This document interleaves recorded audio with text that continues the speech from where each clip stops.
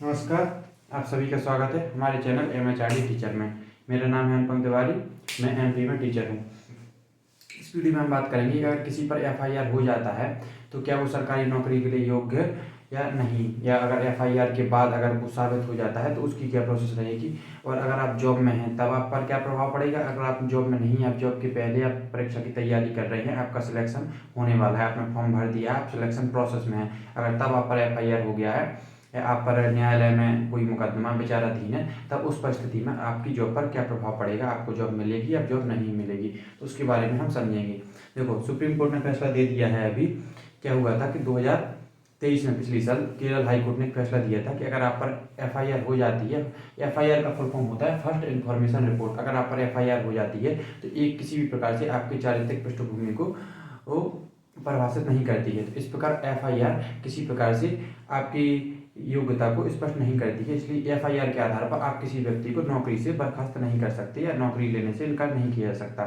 तो Kerala high court में फैसला आया था। अब इसका फैसला को केरल सरकार क्या गई, इस फैसले को लेकर सुप्रीम कोर्ट में चली गई। तो सुप्रीम कोर्ट ने इस फैसले को जहां का तहां बरकरार रखा है, और जो याचिका केरल सरकार ने दायर की थी कि इस पर आप विचार कीजिए, उसको बर्खास्त कर दिया है। तो उसके बारे में हम अभी डिटेल में कभी वीडियो बनाएंगे, लेकिन इसमें हम केवल FIR पर थोड़ी हल्की सी चर्चा कर लेते हैं कि मामला क्या है। अगर किसी पर FIR हो जाती है, फर्जी FIR हो जाती है, तो उसको क्या करना है और किस प्रकार से निपटना है। तो आपको ये बात समझ में आ गई होगी कि FIR का आपकी जॉब पर प्रभाव नहीं पड़ता है, लेकिन फिर भी आपको, जब आपका पुलिस वेरिफिकेशन होता है तब आप पर प्रभाव जरूर पड़ेगा।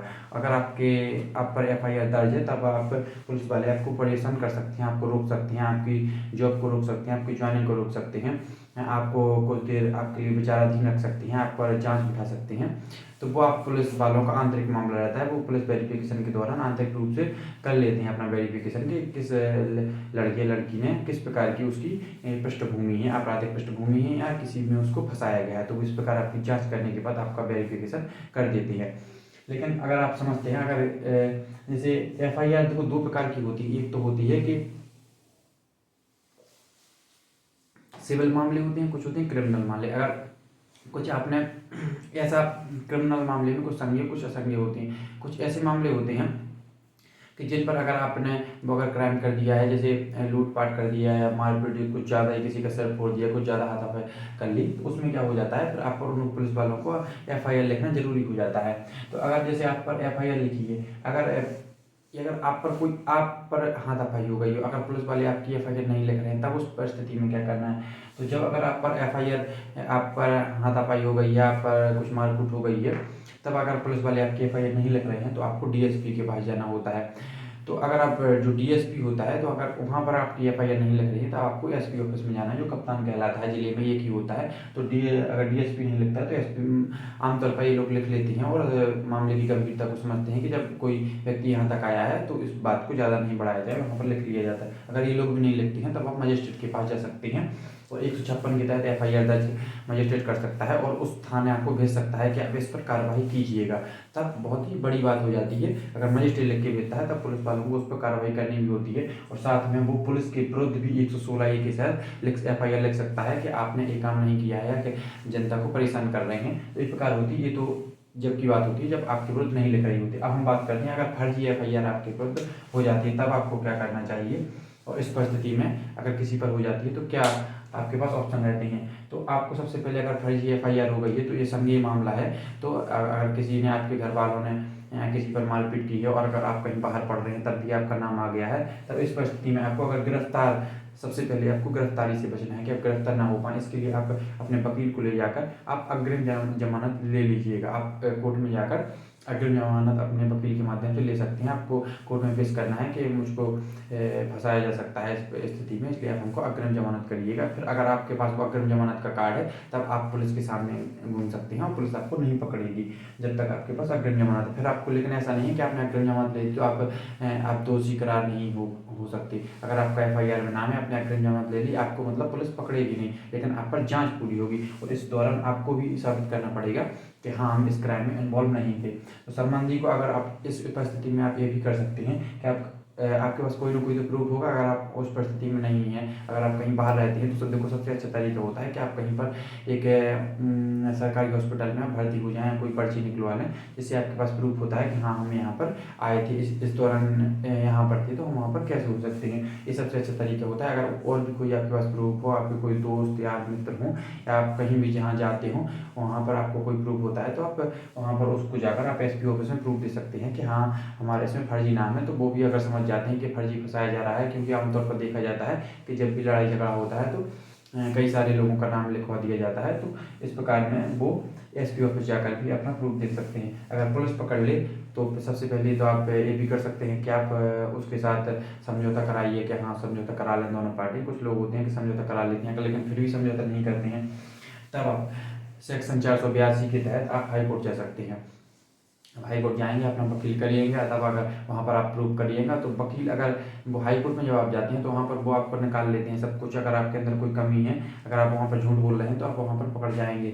या आपके अगर आप वास्तव में उसमें इन्वॉल्व नहीं हैं, तब वहाँ पर उनको समझ में आ जाता है कि वास्तव में इन्वॉल्व नहीं है, इसको फंसाया जा रहा है। लेकिन अगर आप वहाँ पर इन्वॉल्व हैं तो तब आप भी उल्टा फंस सकते हैं उसमें। लेकिन अगर आप इन्वॉल्व नहीं हैं, तब वो आप वहाँ से आपको राहत मिल जाएगी, आपको कोई दिक्कत नहीं होगी।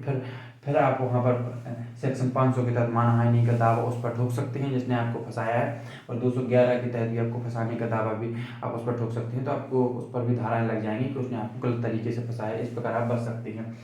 अब बात करें कि अगर किसी स्टूडेंट पर फॉर्म भरने से पहले अगर कोई एफआईआर हो गई है, तो उसको क्या करना चाहिए। अगर देखो किसी पर फॉर्म भरने से पहले एफआईआर हो गई है, तो उसको अपनी पूरी डिटेल देनी चाहिए। अगर वो उसमें डिटेल नहीं प्रोवाइड करता है, तो फिर क्या होता है, वो इस आधार पर आपको बाहर कर दिया जा सकता है, क्योंकि आप पर एफआईआर निकली है। आपने अपनी जो एफआईआर की पूरी डिटेल है कि आपके पास उसमें, क्योंकि फॉर्म भरते समय पूछा जाता है कि आपके पास कोई मुकदमा आप पर लंबित नहीं तो है। तो अगर आपका फॉर्म भरने से पहले का है, तब आपने उसको नहीं दी, तब आपको बाहर भी किया जा सकता है। इसलिए आप जब भी फॉर्म भरें, अगर आप पर कोई एफआईआर हो जाती है, तो उसका पूरा आप जानकारी दें और पूरे अपने डॉक्यूमेंट भी पेश करें कि हाँ, हम पे इसके तहत ये वाले एफआईआर दर्ज हुई थी।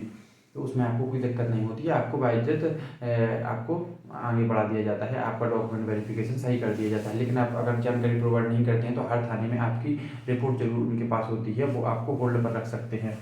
वहीं बात करें कि अगर आप फॉर्म भरने के बाद, जैसे आपने फॉर्म भर दिया, आप टेस्ट दे रहे हैं, उस दौरान आप पर एफआईआर हो गई, तब क्या करना है आपको। तब आपको एक हलफनामा आपको तहसील से बनता है, उसको बनवाना है, उसमें पूरे अपने डॉक्यूमेंट लगाने हैं, तब जाके उसको आपको पुलिस वेरिफिकेशन के दौरान उनको पेश करना है। तो वो उनको देख के आपको आपकी जॉब को सही से कर देते हैं कि हाँ, आपने का जो वेरिफिकेशन है उसको सही कर दिया। उसके बाद अब जब आगे की प्रोसेस बढ़ती है, उसमें ऐसा नहीं है कि वो आपको आपका जो मामला है उसको आप लंबित रखते हैं, अपने पास रख लेते हैं कि हाँ, अगर कोई आगे दिक्कत आती है, वो ये लिख के भी ले लेते हैं आपसे कि अगर हाँ, अगर आप इसमें दोषी करार दिए जाते हैं, तब आपकी जॉब को आप जॉब से बर्खास्त कर दिया जाएगा। तो इस प्रकार का आपको हलफनामा पेश करना होता है। अगर आप उसमें दोषी पाए जाते हैं, तब तो आप उसमें बाहर हो ही जाएंगे। लेकिन अगर आप दोषी नहीं हैं, तो आप उसको जॉब को कंटिन्यू कर सकते हैं।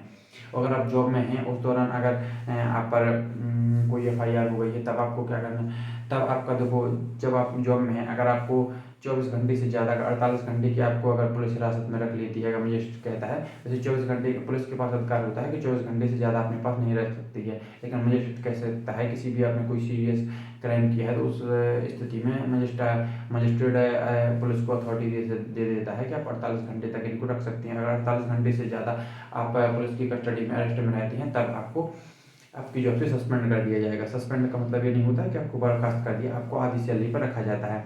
फिर आप क्या होगा, आप पर मुकदमा चलेगा। जैसे ही आप पर मुकदमा चलेगा, तो पहले डिस्ट्रिक्ट कोर्ट में रहेगा, आपको बर्खास्त तब भी नहीं किया जाएगा। डिस्ट्रिक्ट कोर्ट में आप जैसे ही आप डिस्ट्रिक्ट कोर्ट से हाई कोर्ट में अपील करेंगे, डिस्ट्रिक्ट कोर्ट में अगर आपको दोषी करार दिया, तो आप हाई कोर्ट जा सकते हैं। हाई कोर्ट के बाद आप सुप्रीम कोर्ट जा सकते हैं। जब तक आप पर मुकदमा चलता रहेगा सुप्रीम कोर्ट तक, तब तक आप सस्पेंड नहीं रहेंगे। लेकिन अगर यहाँ से आप बाइज्जत बरी हो जाती हैं, तब आप बहाल हो जाएंगे, और आपकी जो जितनी पेंशन वेतन आपकी रुकी थी, वो आपको मिल जाएगी। अगर आप यहाँ पर दोषी करार दिए जाएंगे, तो आपको जॉब से बर्खास्त कर दिया जाएगा। इस प्रकार की सिंपल प्रोसेस रहती है।